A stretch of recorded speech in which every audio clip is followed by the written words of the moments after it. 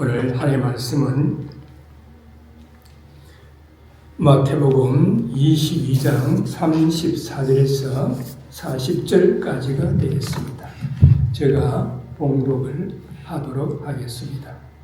예수께서 사두개인들로 대답할 수 없게 하셨다 함을 바리새인들이 듣고 모였는데 그 중에 한 율법사가 예수를 시험하여 묻되 선생님이여 율법 중에 어느 계명이 크니까?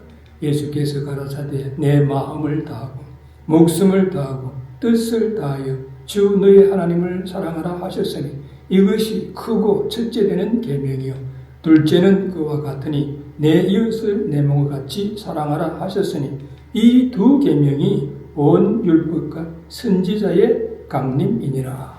아멘. 예, 사랑의 달 5월을 맞이해서 오늘은 하나님과 이웃사랑이라고 하는 그런 제목에서 같이 은혜를 나누기를 원합니다. 어느 겨울 춥고 말이죠. 눈이 내리던 날이었습니다. 한 교회의 성도가 추운 날씨에 눈이 내리는 날인데도 교회를 가고 있었습니다. 그런 말이죠. 교회를 사랑하고 하나님을 사랑한다라고 항상 말하는 사람이었습니다. 그는 매일같이 예배당에 나와서 기도했고 또 열심히 성경도 읽었습니다. 사람들은 그를 참 신앙이 좋은 분이다 라고 이렇게 말했습니다. 그런데 그 교회 근처에는 항상 같은 자리에 웅크리고 있는 노숙자가 있었습니다. 추운 날씨에도 눈이 내리는 날씨에도 냄새나는 다 떨어진 옷을 입고 웅크리고 있었습니다. 사람들은 대부분 그를 갖다가 피해서 지나갔습니다. 교회에 출석하는 성도들도 마찬가지로 피해서 지나갔습니다. 기도하려 또는 예배드리러 갈 때마다 그 사람을 보았지만 그저 지나갔습니다. 그러던 어느 날 밤에 기도하면서 하나님을 사랑한다라고 항상 고백한 그 성도는 기도 중에 말이죠. 마음이 아주 불편했었습니다. 그는 하나님을 사랑합니다라고 고백을 했는데 마음 깊은 곳에서 이런 하나님의 세미한 음성을 들었습니다. 정말 나를 사랑하느냐 하는 그런 세미한 음성이 들려 그는 당황했습니다. 주님, 제가 이렇게 매일 기도하고 말씀을 읽고 묵상하고 있는데 왜 그런 질문을 하십니까? 그때 말이죠. 그의 마음에 또렷한 생각이 떠올랐습니다. 교회 문 밖에 추위에 떨고 있는 그 사람을 보았느냐? 기도를 마친 후에 그는 한참 멍하니 앉아있다가 교회 문을 열고 밖으로 나갔습니다. 차가운 바람이 그의 얼굴을 스쳤습니다.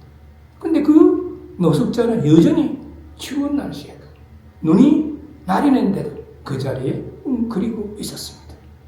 그는 빠른 걸음으로 집으로 돌아갔다가 따뜻한 음식, 따뜻한 담요를 가지고 그리고 따뜻한 차를 가지고 다시 나왔습니다. 그리고 말이죠. 조심스럽게 그 노숙자 곁에 앉았습니다. 많이 춥지요? 이것을 좀 드십시오. 그 노숙자는 놀란 눈으로 그를 바라봤습니다. 그 눈에는 분명히 오랜만에 받아보지 못한 따뜻한 담겨 있었습니다. 그날 이후 그 성도의 신앙이 달라졌습니다. 하나님을 사랑한다라고 하는 것은 예배당 안에서만 이루어지는 것이 아니라 사랑을 행동으로 옮길 때 완성이 된다라고 하는 것을 그는 깨달아 알고 그는 이렇게 고백했습니다. 우리는 하나님을 사랑한다고 말합니다. 하지만 하나님은 이렇게 우리에게 질문합니다. 내 곁에 있는 그 사람을 사랑하고 있느냐? 오늘 본문의 말씀은 예수님께서 율법의 핵심을 단 한 문장으로 정리해 주신 매우 중요한 말씀입니다. 본문에서 한 율법사가 예수님에게 질문합니다. 율법 중에서 어느 계명이 크니까? 이 질문은 단순한 호기심에서 한 것이 아니라 613가지 율법 속에서 무엇이 가장 중요한가를 묻는 본질적인 그런 질문입니다. 예수님께서 분명하게 대답을 하십니다. 첫째, 내 마음을 다하고 목숨을 다하고 뜻을 다하여 주의 너희 하나님을 사랑하라. 둘째, 내 이웃을 내 몸과 같이 사랑하라. 그리고 예수님은 이렇게 말씀하십니다. 이 두 계명이 온 율법과 선지자의 강령이니라. 그래서 오늘 본문은 율법에서 가장 큰 계명인 사랑을 어떻게 실천할 것인가에 대해서 말씀하고 있습니다. 그래서 오늘 본문의 첫 번째 파트인 37절에서 38절에 보면 사랑은 하나님을 항상 경외하는 것이다 라고 말씀하고 있습니다. 여기 보니까 예수께서 가라사대 내 마음을 다하고 목숨을 다하고 뜻을 다하여 주 너희 하나님을 사랑하라 하셨으니 이것이 크고 첫째째는 계명이요라고 말씀하고 있습니다. 마음을 다하고 목숨을 다하고 뜻을 다하여라고 하는 표현은 부분적인 사랑이 아니라 전부를 드릴 수 있는 그런 사랑을 말합니다. 우리는 말이죠, 종종 하나님을 사랑한다라고 고백을 하지만 실제로는 시간의 일부, 마음의 일부를 드릴 때가 많이 있습니다. 하나님을 사랑한다라고 하는 것은 하나님을 항상 경외하는 것을 의미하는 것입니다. 하나님을 경외한다라고 하는 것은 피조물로서 창조주 하나님의 위대하심과 거룩함을 인식해가지고 사랑과 존경을 바탕으로 한 공경심을 말하는 것입니다.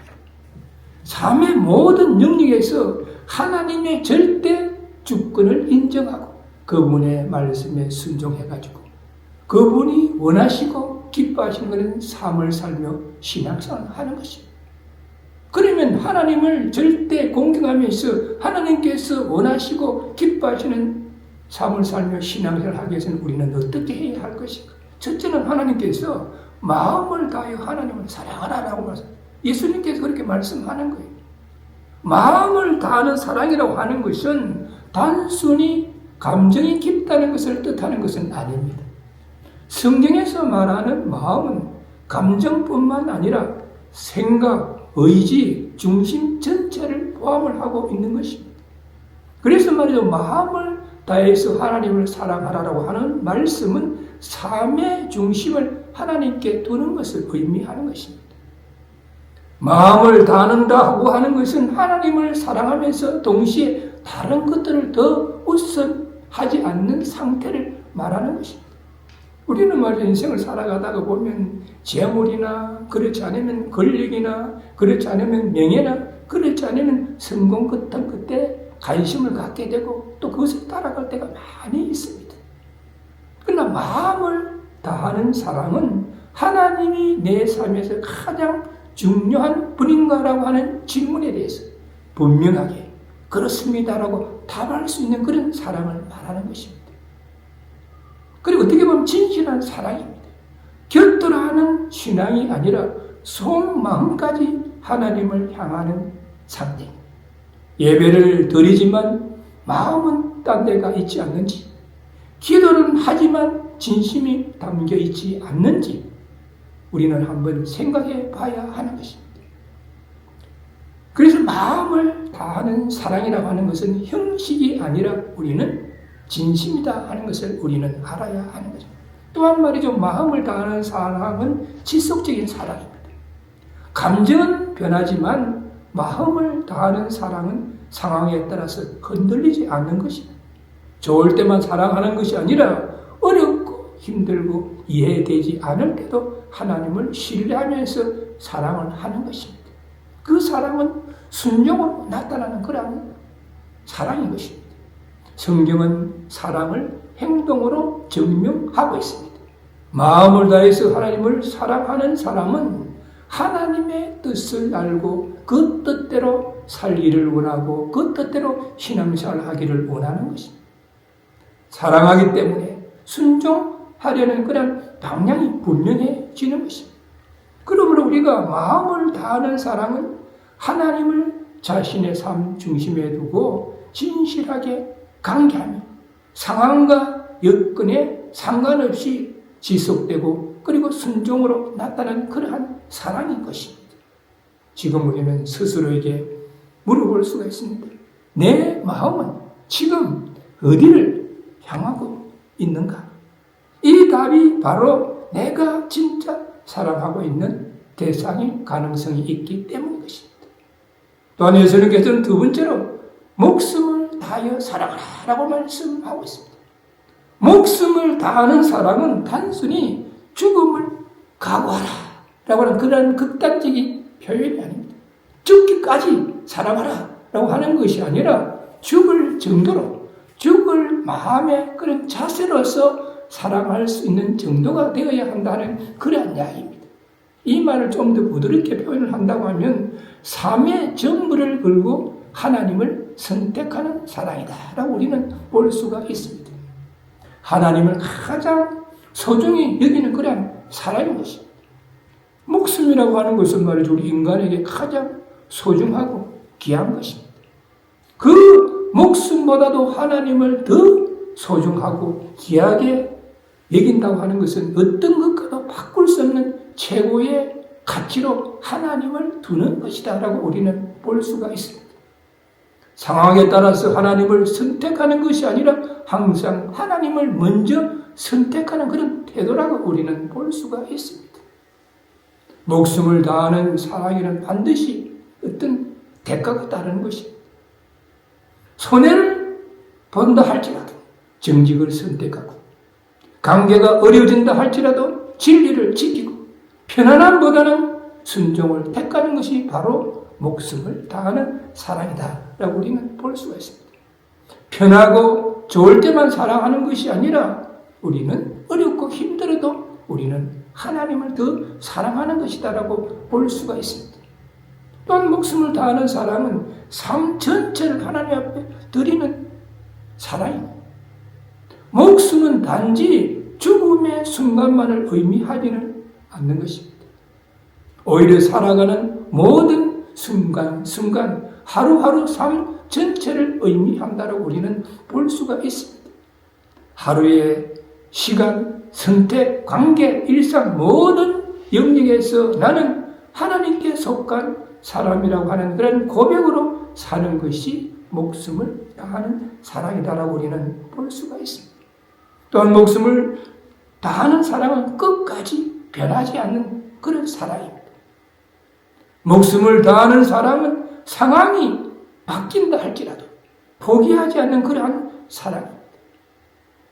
어려움, 고난과 한난, 이해되지 않는 현실 속에서 하나님을 향한 사랑을 내려놓지 않는 것입니다. 그러므로 목숨을 다하는 사람은 하나님을 생명보다 더 소중히 여기고 희생을 감수하면서 삶 전체를 드리고 끝까지 변하지 않는 그러한 사랑입니다.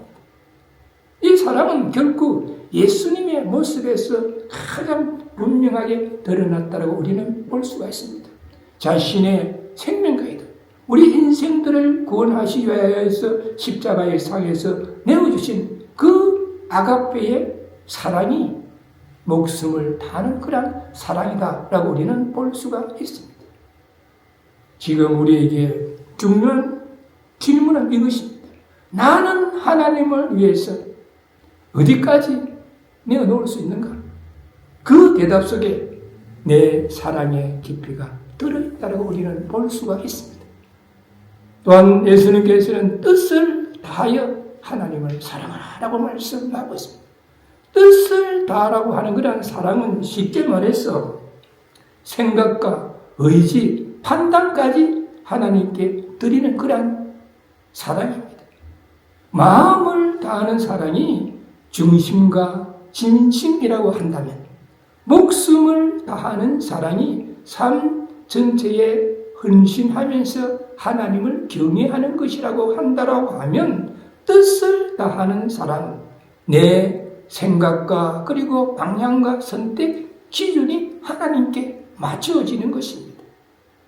사람은 말이죠. 누구나 다 자기 기준으로 자기 판단으로 살아가는 경향이 있습니다. 이것은 옳다, 저것은 틀렸다라고 본인 스스로가 판단하고 결정하는 경향이 있습니다. 하지만 뜻을 다하는 사람은 내 생각보다도 하나님의 뜻을 먼저 두는 것입니다. 나는 이렇게 생각하지만 하나님은 어떻게 생각하실까? 어떻게 보실까? 이 질문이 삶의 기준이 되는 것입니다. 이해되지 아니한다 할지라도 받아들이는 그러한 사랑이 뜻을 다하는 사랑입니다. 하나님의 뜻이 항상 말이죠, 이해되는 것은 아닌 것입니다. 때로는 도저히 이해가 되지 않고 납득이 되지 않는 경우가 있습니다. 열심히 성실히 일하는데도 일이 잘 안 풀 때가 있습니다. 열심히 성실히 자신이 가지고 있는 달란트를 가지고 주님의 몸된 교회를 위해서 헌신하고 봉사하는데도 교회가 부흥하지 않을 때가, 그건 이해가 잘 되지 않는 거예요. 하나님이 우리의 믿음을 보신다고 했는데, 하나님이 우리의 중심을 보신다고 했는데 왜 이런 현상이 일어납니까? 라고 이해되지 않을 때가 있습니다. 내 계획과 다를 때도 있습니다. 그러나 뜻을 다하는 사랑은 이해보다는 하나님에 대한 신뢰가 먼저 우선된다는 것을 알아야 되는 것입니다. 내 생각과 달라도 하나님이 옳다라고 하는 그런 믿음, 그리고 그것이 뜻을 다하는 사랑인 것입니다. 삶의 방향이 하나님께 향하는 사랑이 뜻을 다하는 사랑입니다. 뜻은 말이죠, 어떻게 보면 방향과 연결이 되는 것입니다. 어디로 가고 있는지가 아주 중요합니다. 뜻을 다하는 사랑은 내 인생의 방향 자체가 하나님께 향하는 것입니다. 재물, 권력, 명예, 성공이 아니라 하나님이 기뻐하시는 삶이 목표가 된다 하는 그런 이야기입니다. 그러므로 뜻을 다하는 사랑은 생각의 기준을 하나님께 두고 이해보다는 신뢰를 선택하고 삶의 방향을 하나님께 맞추는 것이다라고 우리는 볼 수가 있습니다. 결국 이 세 가지는 하나로 연결이 되는 것입니다. 마음이라고 하는 것은 중심을 이야기합니다. 목숨이라고 하는 것은 삶 전체를 이야기합니다. 그리고 뜻이라고 하는 것은 생각과 선택인 것입니다. 이 모든 것이 하나님께 향할 때에 온전한 사랑이 되는 것입니다. 지금 우리는 스스로에게 물어볼 수 있습니다. 나는 중요한 선택의 순간에 내 뜻을 따르는가? 하나님의 뜻을 구하는가? 그 질문에 대한 답이 뜻을 다하는 사랑의 현재 상태를 보여주는 것입니다. 그러므로 하나님을 사랑하고 경외하기 위해서는 마음을 다하고 목숨을 다하고 뜻을 다해서 사랑해야 된다라고 말씀하고 있습니다. 그러면 우리가 말이죠, 마음을 다하고 목숨을 다하고 뜻을 다해서 사랑한다라고 하면 우리의 이웃에 대해서는 어떻게 해야 될 것인가? 사랑은 반드시 이웃을 돌아보는 것으로 나타나야 된다라고 오늘 본문의 두 번째 파트인 39절에서 말씀하고 있습니다. 둘째는 그와 같으니 내 이웃을 내 몸같이 사랑하라 하셨으니라고 말씀하고 있습니다. 예수님은 하나님의 사랑 다음에 곧바로 이웃 사랑을 말씀하셨습니다. 이 둘은 말이죠, 분리가 될 수가 없습니다. 하나님을 사랑하고 이웃을 사랑한다라고 하는 것은 동전의 양면과도 같은 것입니다. 보이지 않는 하나님을 사랑한다라고 하면서 보이는 이웃을 미워한다라고 하면 그것은 잘못된 사랑이라고 볼 수가 있는 것입니다. 이웃 사랑은 단순한 감정이 아니라 행함과 진실됨으로 나타나야 한다는 것입니다. 즉 도움이 필요한 사람에게 사랑의 손을 내미는 것이, 이것이 바로 하나님의 사랑의 증거가 될 수 있다 하는 그런 거예요.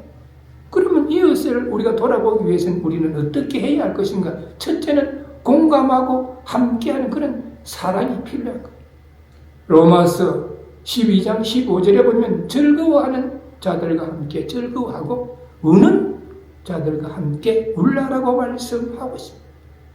공감하고 함께하는 사랑은 상대의 아픔을 이해하는 데서 멈추지 아니하고 그 자리에 함께 서주는 것을 말합니다.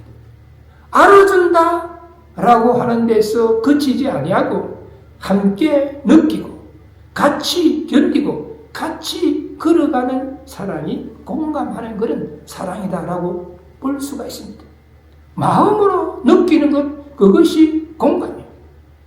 공감은 단순한 동정이 아니다 하는 이야기입니다.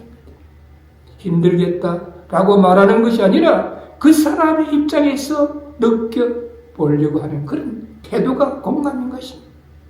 공감은 상대의 감정에 같이 들어가는 것입니다. 이웃 사랑은 말이나 감정으로만 머무는 것이 아니라 삶 속에서 실제로 드러나는, 행하는 그런 사랑이 되어야 된다 하는 그런 이야기입니다. 공감하고 함께하는 사랑은 상대의 입장에서 느끼고 함께하는 것이 이웃 사랑의 가장 기본적인 것이다라고 우리는 볼 수가 있습니다. 어떤 말이죠? 고통이나 어려움, 고난이나 슬픔을 당한 타인에 대해서 위로하고픈 마음의 상태를 나타내는 말 중에 동정과 공감이다라고 하는 것입니다. 동정과 공감. 동정이라고 하는 이 말을 갖다가 우리가 영어 단어로 하면 심퍼티입니다. 공감이라고 하는 이 말의 단어는 empathy인 것입니다. 한국말이나 영어 단어나 비슷합니다. 심퍼티, empathy, 영어 단어입니다. 근데 이 동정이나 공감이라고 하는 말의 뜻이 뭐냐 하면 상대를 긍휼히 여긴다 하는 같은 뜻을 가지고 있습니다. 그렇지만은 동정과 공감에는 분명한 차이가 있습니다. 그것은 내 자신의 위치가 어디에 있는가에 따라서 달라진다 하는 그런 이야기입니다. 지금 말이죠. 위로가 필요한 사람과 나의 위치가 어디에 있는가. 그 차이가 동정과 공감으로 나타나게 되는 것입니다. 동정이라고 하는 것은 고통과 슬픔을 당한 사람에 대해서 불쌍한 마음을 품고 위로하는 말을 갖다가 건네는 것입니다. 그래서 말이죠. 어떤 사람이 고통 중에 있으면, 슬픔 중에 있으면 안 됐다. 어떻게 하냐? 마음이 힘들지? 라고 하면서 이야기를 하는 거예요. 근데 이 말이 어쩌면은 그 사람에게 위로가 될 수도 있습니다. 근데 이 말 속에는 여전히 제3자로 어려움을 당한 사람으로부터 떨어져 있다는 것을 우리는 볼 수가 있습니다. 이것이 동정인 것입니다. 그런데 공감이라고 하는 것은 다릅니다. 공감은 고통과 슬픔을 당한 사람과 똑같이 느끼는 것입니다. 내가 그 고통과 슬픔을 당한 사람이 되는 것이 공감인 것입니다. 나의 위치가 곧 그 사람과 동일한 위치가 되는 것이 공감이 되는 것입니다. 그래서 말이죠. 공감의 말은 이렇습니다. 아프냐? 나도 아프다. 슬프냐? 정말로 나도 슬프다. 외로우냐? 정말로 나도 슬프다. 바로 내가 직접 당한 고통이나 슬픔은 아니지만 상대방과 똑같이 고통스럽고 슬프고 외로운 것이다 라고 우리는 볼 수가 있습니다. 그래서 말이죠. 동정과 공감은 다르다 하는 이야기입니다. 단지 말이죠. 제3자의 입장에서 위로하고 동정하라는 그런 말씀이 아니라 바로 그 사람과 함께 그 사람의 입장에서 아파하고 울라하는 그런 뜻이 되는 것입니다. 예수님은 인생들의 아픔과 슬픔과 고통을 말이지 멀리서 보지 않았습니다. 형제가 자매가 누군가가 아프다가 가면 예수님은 가까이 다가왔습니다. 슬퍼하는 자들과 함께 예수님은 같이 슬퍼하셨습니다.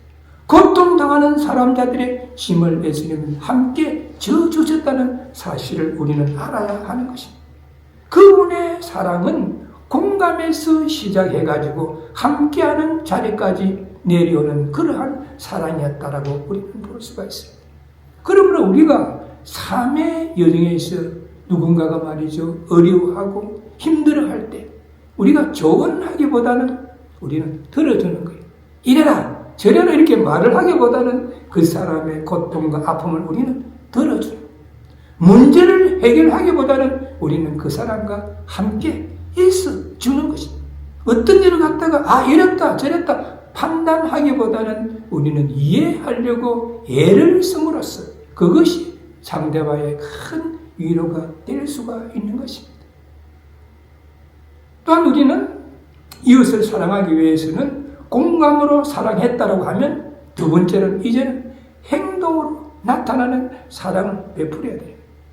요한일서 3장 18절에 보면 자녀들아 우리가 말과 혀로만 사랑하지 말고 행함과 진실됨으로 하자라고 말씀합니다. 우리가 말로만 사랑합니다 이렇게 하지 말고 진실됨으로 나타내야겠다. 이 이야기는 뭐냐, 우리가 사랑한다라고 어떤 말을 했다라고 하면 그 사랑은 사랑의 행동으로 나타나요. 그 사랑의 행동으로 나타날 때 그 행동은 진실되어야 한다. 마지못해서 하는 것이 아니라, 누구에게 보이기 위해서 하는 것이 아니라, 누구에게 인정받기 위해서 하는 것이 아니라 진실된 마음으로 사랑을 해야 한다 하는 그런 이야기입니다. 말이 아니라 행동으로 나타나는 것, 그것이 더 중요하다 하는 그런 이야기입니다. 사랑합니다라고 말하는 순간보다는 그 말을 위해서 내가 무엇을 해야 할 것인가, 그 진실함이 드러나야 한다는 그런 이야기가 되는 것입니다. 어떤 사람이 말이죠, 배고파하고 있는데 배불리 하라 라고 말하는 것이 아니라 함께 같이 나누는 것이죠. 외로운 사람에게 괜찮아 라고 묻는 것이 아니라 함께 대화하면서 있어 주는 것입니다. 사랑은 행동으로 움직이면서 나타나야 된다 하는 그런 이야기입니다. 곁이 아니라 중심에서 나오는 그러한 사랑이 진실된 사랑이다. 곁으로 사랑하고 속으로 계산하는 것은 진실된 사랑이 아니다 하는 그런 이야기입니다. 진실된 사랑은 보여주기 위한 것이 아닙니다. 인정받기 위한 것이 아닙니다. 하나님 앞에서 정직하게 우러나오는 그러한 마음입니다. 사랑은 결코 생각과 말에만 머물러 있는 것이 아니라 반드시 진실된 행동으로 이어져야 한다는 것. 도움이 필요할 때 외면하지 않는 것, 작은 것이라도 서로 나눌 수 있는 것, 시간을 내가지고 내가 그 사람을 도와줄 수 있는 것을 말하는 것입니다. 할 수 있는데도 하지 않는다라고 하는 것은 아무런 의미가 없는 것입니다. 행동으로 나타나는 사랑은 말이나 감정을 넘어가지고 상대방을 위해서 내가 시간을 쓴다든지, 또 그렇지 않으면 물질로 희생해가지고 구체적인 도움과 헌신을 실천하는 것을 의미하는 것입니다. 이는 상대가 진심으로 필요한 것이 무엇인지 우리는 생각하고 고민해야 하는 것이고, 기쁜 마음으로 우리는 배려해가지고 책임감 있게 표현하는 헌신적인 그런 태도로 나타나야 한다고 우리는 볼 수가 있습니다. 그래서 말이죠, 누가복음 10장 30절에서 37절에 보면 한 율법사가 말이죠, 예수님에게 이런 질문을 했어요. 내 이웃이 누구입니까? 라고 한 율법사의 질문에 대해서 예수님이 답변하는 그러한 내용이 누가복음 10장 30절에서 37절에 나와 있습니다. 한 사람이 말이죠, 예루살렘에서 여리고로 내려가다가 강도를 만났어요. 강도시 말이죠, 곁옷을 빼앗고 그 사람을 심히 때려가지고 거의 죽게 하고 버려두고 갔다는 것이에요. 근데 그 길을 한 제사장이 가다가 그 사람을 보고 못 본 채하고 지나갔다. 얼마 뒤에 한 외인이 그 길을 가다가 그 사람을 보고 못 본 채하고 제사장이 어떤 사람입니까? 하나님과 이스라엘 백성들 사이에서 중보의 제사를 드리는 사람. 그런 사람이 못 본 채하고 레위인이 어떤 사람이에요? 성전에서 일하는 사람. 그런 사람이 길가에 거의 죽고 가는 사람을 보고 못 본 채하고 지나갔다는. 그 뒤에 한 사마리아인이 길을 가다 그 사람을 발견. 그래 불쌍히 여기가지고 가까이 가가지고 자기가 말이요 가지고 있던 기름을 바르고 포도주를 발라가지고 간호했다. 그 당시에는 약품이 많이 없으니까 기름이나 포도주가 이렇게 소독제로 쓰이고 상처 치료제를 그렇게 발라가지고 그리고 자신의 짐승에 태워가지고 주막으로 갔어. 주막으로 가가지고 간호해주고 그리고 그 다음날 아침에 2데나리온을 주막 주인에게 주면서 이 사람을 간호해주라. 돈이 더 들면, 부비가 더 들면 내가 돌아올 때에 내가 갚겠다. 라고 이렇게. 사마리아인들은 뭡니까? 유대인들이 싫어하는 사람이에요. 유대인들이 별로 좋아하지 않는 그런 사마리아인이 오히려 다 죽어가는 사람을 발견하고 그렇게 사람을 배워요. 그 예수님께서 물어본 거예요. 그 율법사에게 이 세 사람 중에 누가 내 의인이 되겠느냐라고 물어봤더니 그랬더니 그가 이야기를 하기를 자비를 베푼 자입니다. 라고 이렇게 대답을 했대요. 이처럼 이 사람은 진실된 행동으로 나타나야 한다는. 그래서 우리가 말이죠. 공감하는 사랑으로 이웃에게 다가가고 행동으로 우리가 다가가야 된다. 그러고 나서 세 번째는 우리는 희생할 수 있는 그런 사랑도 베풀어야 된다. 요한복음 15장 13절에 보면 사람이 친구를 위하여 자기 목숨을 버리면 이보다 더 큰 사랑이 없나니라고 말씀하고 있습니다. 친구를 위해서 목숨을 버릴 수 있는 희생적인 사랑, 이거보다도 더 큰 사랑이 없다라고 말씀하고 있습니다. 희생적인 사랑은 자신의 이익이나 시간, 심지어 생명까지도 대가 없이 타인을 위해서 바칠 수 있는, 희생할 수 있는 그런 고귀한 헌신이 필요하다라고 말씀하고 있습니다. 이것은 말이야 감정을 넘어서가지고 의지적인 행동으로서 룻기에 말이죠. 룻의 자기 희생이나 그렇지 않으면 부모의 자식 사람처럼 조건 없는 성김과 보살핌을 통해서 상대를 살피고 또 같은 감동을 전달하는 사랑이다라고 우리는 볼 수가 있습니다. 희생적인 사랑은 내가 가진 것을 지키는 것이 아니라 상대의 유익을 위해서 기꺼이 내 것을 내어줄 수 있는 그런 사랑이 희생적인 그런 사랑인 것입니다. 단순한 감정이 아니라 선택이 아니라 때로는 대가를 감수하는 결단이 필요하다 하는 그러한 이야기입니다. 자기 부인과 헌신, 나를 비우고 타인을 중심에 두는 것이다 라고 이렇게 볼 수가 있습니다. 그 사람은 아가페적인 그런 성격을 가지고 있습니다. 조건 없이 내어주고 헌신하는 성경적 사랑, 아가페의 사랑과 같다라고 우리는 볼 수가 있습니다. 그러면 희생적인 사랑의 핵심과 특징이 어떻게 된다고 생각하십니까? 첫째는 말이요, 대가를 계산하지 않는 사랑이에요. 손해를 따지지 않습니다. 이걸 하면 내가 얼마를 잃을까? 내가 얼마를 손해를 볼까? 내 돈이 얼마를 들어갈까? 보다는 이 사람을 살리기 위해서, 이 사람을 회복시키기 위해서 나는 어떻게 해야 할까를 먼저 생각하는 것이 희생적인 사랑입니다. 두 번째는 감정보다도 선택에 가까운 사랑입니다. 좋을 때만 사랑하는 것이 아니라 힘들고 아플 때도 계속 사랑하기로 결단하는 그런 사랑이 희생적인 사랑입니다. 자기 중심에서 타인 중심으로 이동하는 사랑입니다. 내가 뭐 편안할 것인가가 아니라 상대가 무엇을 필요로 하는 것을 기준으로 삼고 실천하는 사랑이 희생적인 그런 사랑입니다. 그리고 고통을 동반하는 사랑입니다. 희생에는 항상 어떤 형태의 말이죠. 아픔이 있을 수 있고 고통이 따를 수가 있습니다. 시간, 자존심, 물질, 때로는 관계까지도 내려놓을 수 있는 그런 사랑이 희생적인 사랑입니다.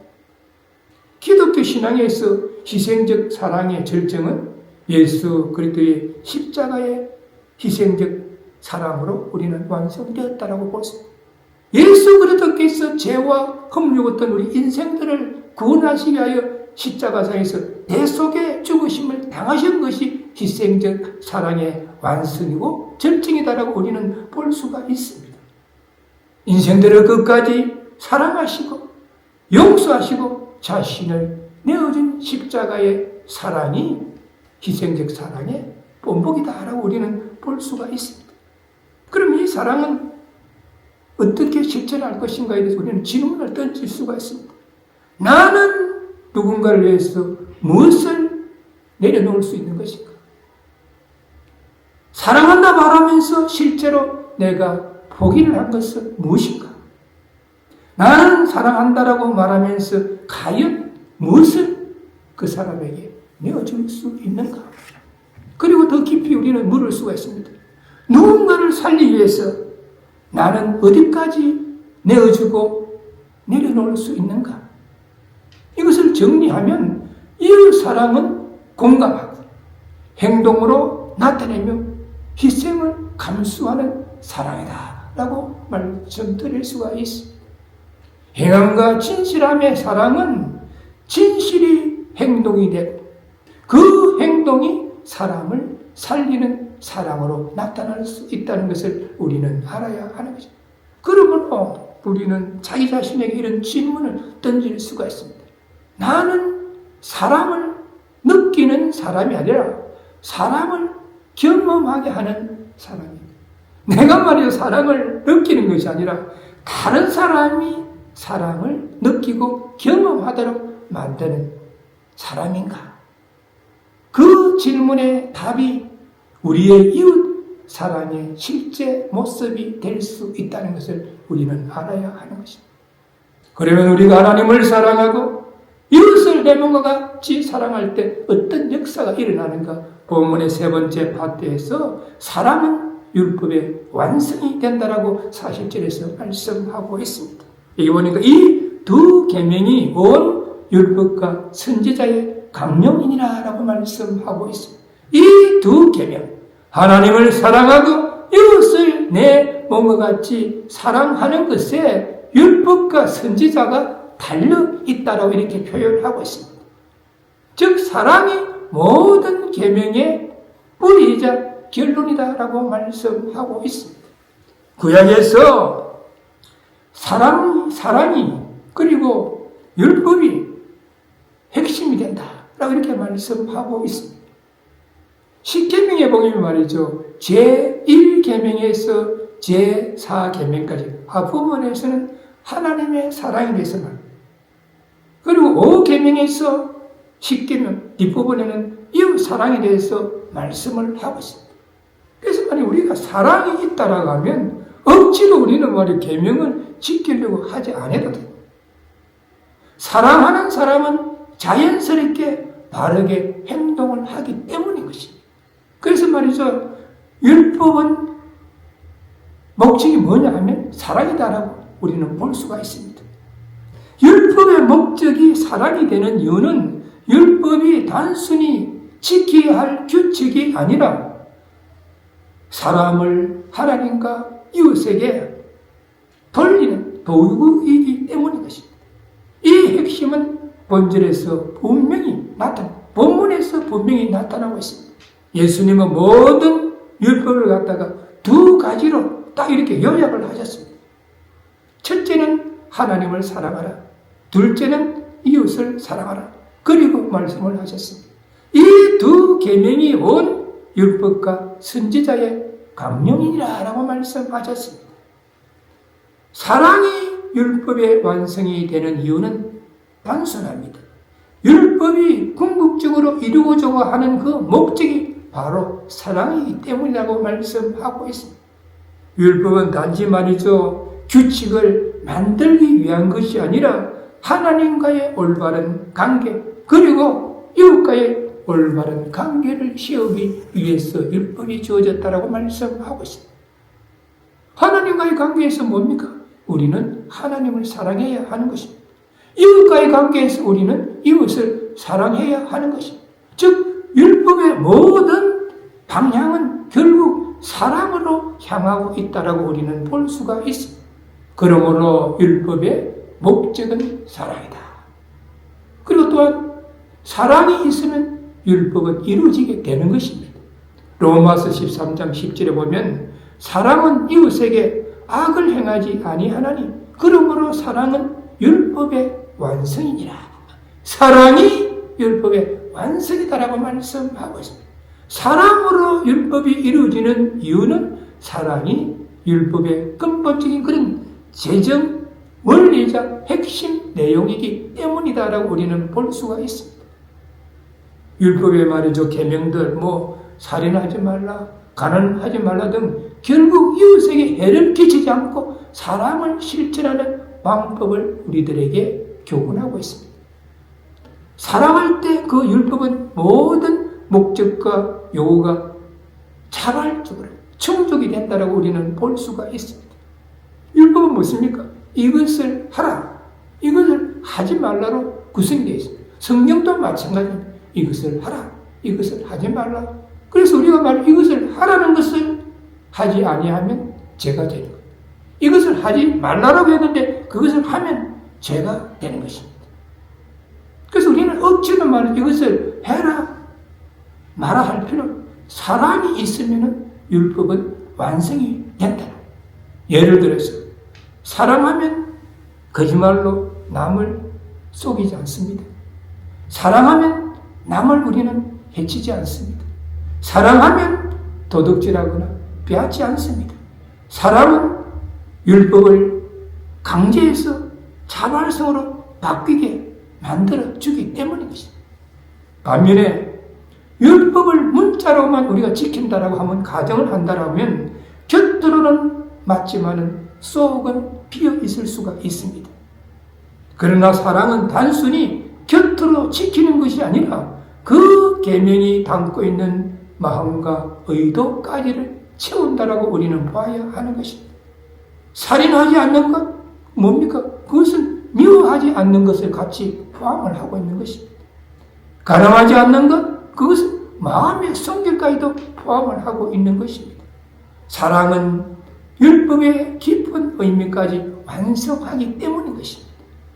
성경은 말이죠, 하나님을 사랑 그 자체로 설명을 하고 있습니다. 그래서 사랑하는 삶은 곧 하나님의 성품을 드러내는 것이다 라고 우리는 볼 수가 있습니다. 율법은 하나님의 뜻을 우리들에게 보여주고 있지만 사랑은 그 뜻을 우리의 삶 속에서, 우리의 신앙 속에서 나타나게 하는 것이다 라고 우리는 볼 수가 있습니다. 사랑이 율법이 완성이 되는 이유는 율법의 목적이 사랑이기 때문인 것입니다. 사랑이 있으면 계명이 자연스럽게 이루어지는 것입니다. 사랑이 율법의 깊은 의미까지 채우고 하나님을 닮는 삶을 살아가게 만들기 때문인 것입니다. 결국 중요한 것은 이것입니다. 율법을 많이 아는 것이 아니라 얼마나 사랑하면서 삶을 살아가고 신앙생활을 하고 있는가가 중요한 것입니다. 사랑이 없는 순종은 형식적이지만 사랑이 있는 삶은, 사랑이 있는 신앙생활은 율법이 이미 이루어지고 있다는 사실을 우리는 알아야 하는 것입니다. 사랑의 달 5월을 맞이했습니다. 우리가 말과 혀로만 사랑을 외치는 것이 아니라 행함과 진실됨으로 하나님을 사랑하고 이웃을 내 몸과 같이 사랑하여서 그리스도의 향기를 발할 수 있는 믿음의 소유자들이 되시기를 주님의 이름으로 축원합니다. 아멘. 기도하시겠습니다. 사랑의 주님, 사랑의 날 5월을 맞이해서 주님을 사랑하는 아름다운 마음들이 모여있어 마음과 뜻과 정성을 다하여 하나님 앞에 예배드리고 또한 사랑을 주제로 해서 말씀으로 은혜를 나누었습니다. 오늘 본문 속에 예수님은 한 율법사가 내 이웃이 누구입니까? 라고 질문한 것에 대해서 답변하시기를 마음을 다하고 목숨을 다하고 뜻을 다하여 주 너의 하나님을 사랑하고 내 이웃을 내 몸과 같이 사랑하라. 이것이 온 율법과 선지자의 강령이라고 말씀하셨사. 우리 모두 이 말씀을 다시 한번 마음판에 새기게 하여 주옵소서. 그리하여 율법의 목적이 사랑이고 우리가 사랑을 실천할 때 사랑은 완성된다는 것을 다시 한번 깨달아 알고 이 말씀을 붙잡고 사랑의 달 5월에 세계적인 불경기로 우리 주위에 어려워하고 힘들어하는 사람들, 우리 주위에 헐벗고 굶주리고 병들고 소외된 자들에게 예수 그리스도의 사랑을 실천하여서 그 사랑으로 인해서 믿지 않는 자들이 주님 앞에 돌아오는 놀라운 역사가 일어나는 5월이 될 수 있도록 인도하시고 은혜를 베풀어 주옵소서. 우리 주 예수 그리스도의 이름으로 간절히 기도드리옵나이다. 아멘. 지금은 길이요 진리요 생명이 되시는 우리 주 예수 그리스도의 은혜와 죄와 허물을 죽었던 우리 인생들을 은혜와 믿음으로 구원을 얻게 하신 하나님의 크신 사랑과 오늘도 우리의 마음 가운데 내재하시고 감화 감동케 하시는 성령님의 역사하심, 오늘 증거된 말씀을 붙잡고 사랑의 달 5월에 입으로만 사랑을 외치는 것이 아니라 행함과 진실됨으로 사랑을 실천하기를 소원하는 이 자리에 모이신 모든 분들과 그 가정과 삶의 현장 위에 지금으로부터 영원까지 함께할지어다. 아멘.